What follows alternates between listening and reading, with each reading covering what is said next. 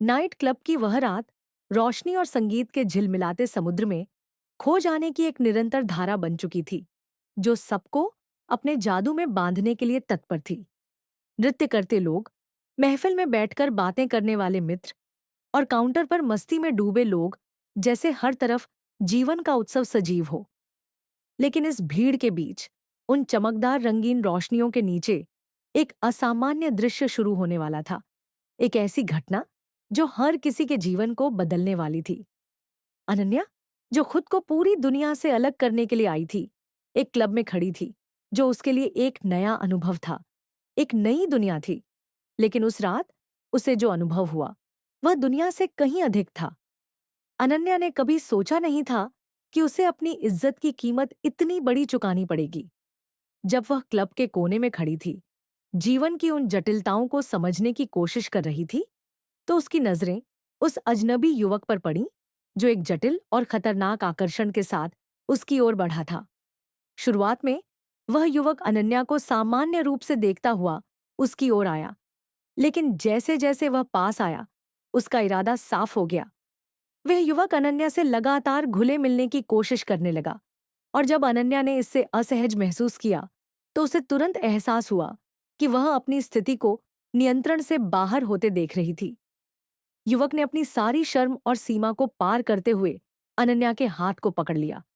उसकी मंशा अब साफ हो गई थी। वह चाहता था कि अनन्या उसकी इच्छाओं को मान्यता दे।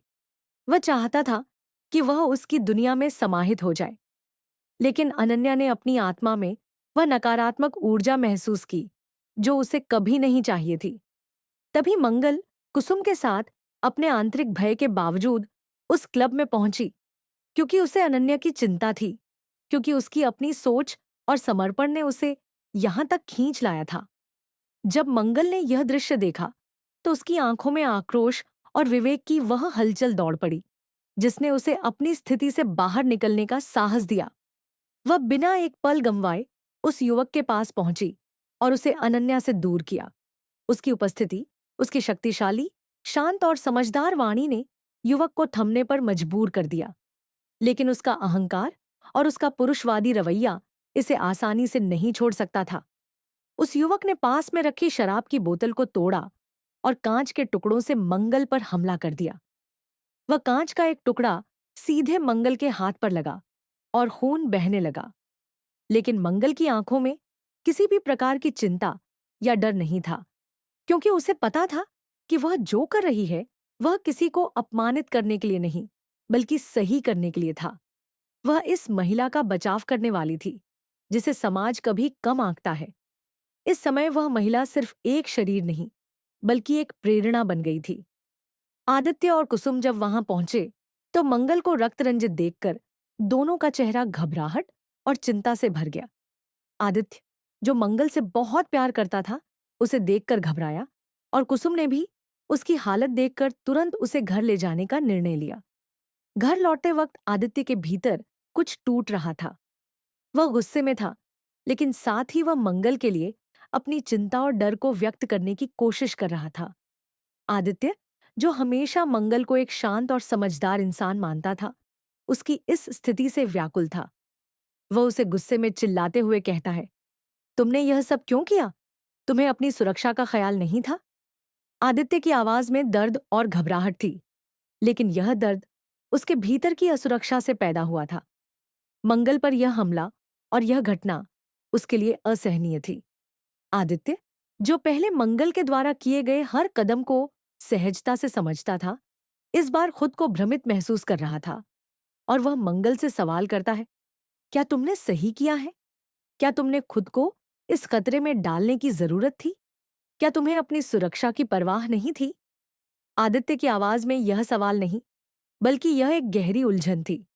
वह केवल यही चाहता था कि मंगल को चोट न लगे, लेकिन उसकी खुद की भावना ने उसे समझने से रोक दिया कि मंगल ने यह कदम क्यों उठाया।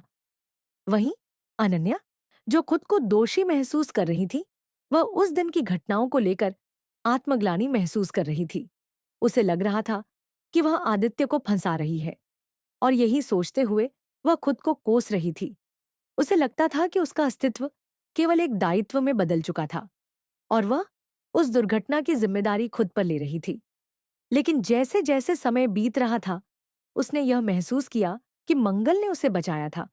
उसने बिना सोचे समझे अपनी जान की परवाह किए बिना उसे बचाया। यह सब देखकर अनन्या की आंखों में पश्चाताप और नर्वसता के साथ एक नई समझ का उदय हुआ।